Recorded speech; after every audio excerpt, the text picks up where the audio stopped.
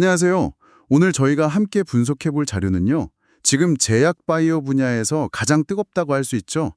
바로 비만 치료제 시장, 그 중심에 서 있는 펩트론에 관한 이야기입니다. 네, 정말 수많은 정보와 기대감이 막 뒤섞여 있는데요.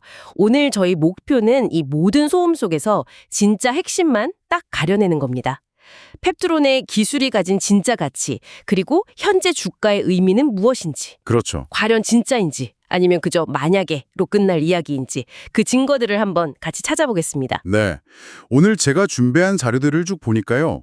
펩트론은 지금 기술적으로나 또 시장의 기대감 측면에서나 아주 중요한 갈림길에 서 있습니다. 갈림길이요? 네. 그래서 가장 궁금해하실 결론부터 딱 말씀드리자면 현재 주가는 기술적 분석상으로 아주 의미 있는 지지선, 그러니까 가격 방어선에 거의 다 있는 상태입니다. 아, 바닥에 거의 다 왔다는 말씀이시군요. 그렇죠. 그래서 분할 매수 관점에서는 충분히 매력적인 구간이다. 이게 일단 제 결론입니다. 지금부터 왜 그런 결론이 나왔는지 그 근거들을 하나씩 파헤쳐 보겠습니다. 와, 결론부터 들으니까 더 흥미진진한데요. 좋습니다. 그럼 가장 근본적인 질문부터 시작해보죠. 도대체 펩트론의 기술이 뭐길래 이렇게까지 시장이 열광하는 건가요? 펩트론 기술의 핵심은요. 딱 두 가지 키워드로 정리할 수 있습니다. 바로 약효 지속성하고 대량 생산입니다. 약효 지속성 그리고 대량 생산. 네. 먼저 약효 지속성은 스마트 대포라는 플랫폼 기술 덕분인데요. 스마트 대포요. 이름은 되게 스마트한데 정확히 어떤 기술인가요? 쉽게 말해서 약을 아주 미세한 구슬 안에 담아서 몸에 주사하는 거예요.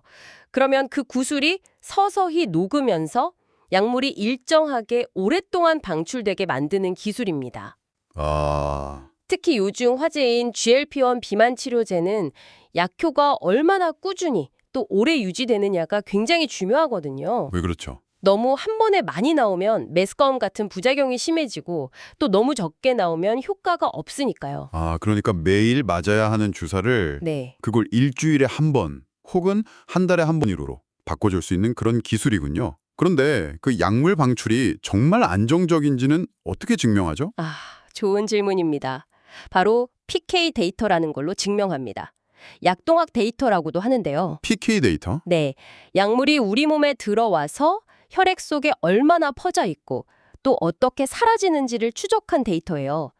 펩트론의 PK 데이터를 보면 약물 농도가 급격히 치솟거나 뚝 떨어지는 게 아니라 아주 완만한 언덕처럼 오랜 기간 안정적으로 유지되는 걸 확인할 수 있습니다. 그렇군요. 이게 환자 입장에서는 부작용은 줄이고 효과는 극대화할 수 있다는 아주 강력한 증거가 되는 거죠. 알겠습니다. 기술 자체는 정말 대단한 것 같네요. 그런데 사실 이런 좋은 기술을 가진 바이오텍이 아주 없지는 않잖아요. 맞습니다. 펩트론만이 가진 결정적인 차별점이 뭘까요? 바로 그 지점이 두 번째 키워드, 대량 생산하고 연결됩니다. 이렇게 한번 생각해 보시죠. 세상에서 가장 맛있는 햄버거 레시피를 개발했는데 하루에 딱 10개밖에 못 만든다면 의미가 없죠. 맥도날드가 될 수는 없으니까요. 바로 그겁니다. 일라이 릴리나 노보노디스크 같은 글로벌 빅파마들은 전 세계 수백만, 수천만 명에게 약을 공급해야 합니다.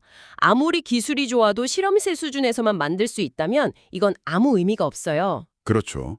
펩트론의 진짜 무서운 점은 이 스마트 대포 기술을 상업적인 규모로, 그러니까 공장에서 찍어내듯 대량 생산할 수 있는 공정 기술까지 확보했다는 점입니다. 와, 이건 단순히 좋은 기술을 가졌다는 것과는 차원이 다른 이야기입니다. 계약서에 도장을 찍을 준비가 되어 있다는 뜻이니까요. 그건 정말 중요한 포인트네요. 그러니까 펩트론은 훌륭한 아이디어만 가진 게 아니라 그 아이디어를 현실로 만들 거대한 공장의 설계도까지 가졌다는 의미군요. 정확합니다. 그게 바로 펩트론의 기업 가치를 설명하는 가장 강력한 논리입니다. 하지만 시장은 이 기술적 가치만 보고 움직이진 않죠. 그렇죠. 지금 당장 투자자들의 심장을 뛰게 하는 건 이 기술을 누군가에게 거액을 받고 팔 거라는 기대감, 즉 기술 수출, 애로 소식입니다. 맞습니다. 사실 모두가 그 소식만 기다리고 있죠. 그래서 계약은 언제 터지냐? 이게 핵심 질문일 텐데요. 네. 혹시 우리가 참고할 만한 구체적인 시나리오나 신호 같은 게 있을까요? 그냥 막연한 기대감만 있는 건 아니겠죠? 물론입니다. 지금 시장에서 가장 흥미롭게 그리고 또 가능성 있게 거론되는 시나리오가 하나 있습니다. 뭔가요? 바로 ABL 바이오라는 다른 국내 바이오텍과의 시너지 가능성입니다. ABL 바이오요. 얼마 전에 글로벌 빅파마인 일라일릴리랑 칸 계약을 맺은 곳 아닌가요? 맞습니다. 바로 그 점 때문에 이 시나리오가 힘을 얻고 있는 겁니다. 일라일 릴리가 ABL 바이오에서 사들인 기술이 BBB 셔틀 플랫폼이라는 건데요. BBB요? 네, 잠깐 BBB라는 요노비카 설명해야겠네요. BBB는 블러드 브레인 베리어, 우리말로는 혈뇌 장벽이라고 합니다. 혈뇌 장벽. 뇌를 보호하기 위한 아주 촘촘한 필터 같은 거예요. 이 필터 때문에 웬만한 약물은 뇌 속으로 들어가지 못합니다. 그래서 파킨슨병이나 알츠하이머 같은 뇌질환 치료제 개발이 어려운 거고요. 아, 그런데 ABL 바이오의 BBB 셔틀은 이 장벽을 뚫고 약물을 뇌 안으로 배달해주는 특급 배송 트럭 같은 역할을 합니다. 와, 뇌로 들어가는 마스터키 같은 기술이군요. 그런데 그게 펩트론이랑 무슨 상관이죠? 그 특급 배송 트럭에 치명적인 약점이 하나 있습니다. 배터리가 너무 빨리 닳아요. 배터리가요? 네, 즉 약효 지속 시간, 반감기가 9일 정도로 짧다는 겁니다. 뇌질환처럼 장기 치료가 필요한 병에는 좀 아쉬운 부분이죠. 아, 여기서 그림이 딱 그려지네요. ABL 바이오의 특급 배송 트럭에 펩트론의 대용량 배터리, 즉 스마트 대포 기술을 결합하면 어떻게 될까 하는 상상이군요. 바로 그겁니다. 뇌 속으로 약물을 정확히 배달하는 능력과 한 번 배달된 약이 한 달 이상 효과를 내게 하는 능력이 만나는 거죠. 이야, 이건 단순한 1 더하기 1이 아니라 아예 새로운 차원의 치료 플랫폼이 탄생할 수 있다는 걸 의미합니다. 퇴행성 뇌질환 치료의 판도를 바꿀 수도 있는 드림팀의 탄생 가능성 때문에 시장이 주목하는 겁니다. 정말 흥미로운 관점이네요. 물론 이건 아직 공식 발표된 건 아니니까요. 가능성의 영역에 있는 이야기입니다. 하지만 일라이릴리라는 공통 분모가 있기 때문에 투자자들 사이에서는 충분히 합리적인 추론으로 받아들여지고 있죠. 제가 이 자료들을 정리하고 분석하는데 정말 많은 노력을 기울였는데요. 이 분석이 도움이 되신다면 좋아요만이라도 꼭 눌러주시면 정말 큰 힘이 될 것 같습니다. 부탁드립니다. 네, 이 드림팀 시나리오 하나만으로도 기대감이 엄청난데요. 하지만 투자의 세계에서 기대감만으로는 부족하잖아요. 이 뜨거운 기대감이 실제 주가 차트에는 어떻게 반영되어 있는지 궁금합니다. 네, 이제 가장 현실적인 이야기, 차트를 들여다볼 시간이죠. 이런 기대감은 강력하지만 결국 모든 건 가격으로 나타나기 마련이니까요. 그렇죠. 펩트론의 차트를 보면 겉보기엔 변동성이 커 보이지만 사실 굉장히 잘 관리되고 있다는 느낌을 줍니다. 보이지 않는 손이 중요한 가격대를 지키고 깨트리면서 흐름을 만들어가는 패턴이 보이거든요. 관리되고 있다는 건 어떤 의미인가요? 먼저 일봉 차트를 보죠. 최근 주가가 하락하면서 투자자들 걱정이 많았을 텐데 지금 가격이 딱 멈춘 자리가 기술적으로 구름대라고 불리는 지표의 하단부입니다. 잠깐만요. 구름대가 뭔가요? 주식 처음 하시는 분들을 위해 쉽게 설명해 주실 수 있을까요? 그럼요. 구름대는 과거의 주가 움직임을 바탕으로 만들어진 일종의 매물대 지도라고 생각하시면 편합니다. 매물대 지도. 네, 주가가 이 구름대 위에 있으면 상승 에너지가 강하다고 보고 아래에 있으면 하락 압력이 크다고 보죠. 그리고 이 구름 자체는 강력한 지지선이나 저항선 역할을 하는데요. 아, 지금 펩트론 주가가 한참을 내려오다가 이 두꺼운 구름의 아래쪽 가장자리에 발을 딛고 딱 멈춰선 겁니다. 마치 푹신한 쿠션이 아래를 받쳐주는 것처럼요. 이 자리가 과거에도 여러 번 주가를 방어해줬던 중요한 가격대라는 점에서 지금 이 지지력은 상당히 신뢰도가 높다고 볼 수 있습니다. 단기적인 움직임은 그 구름 쿠션이 받쳐주고 있다는 거군요.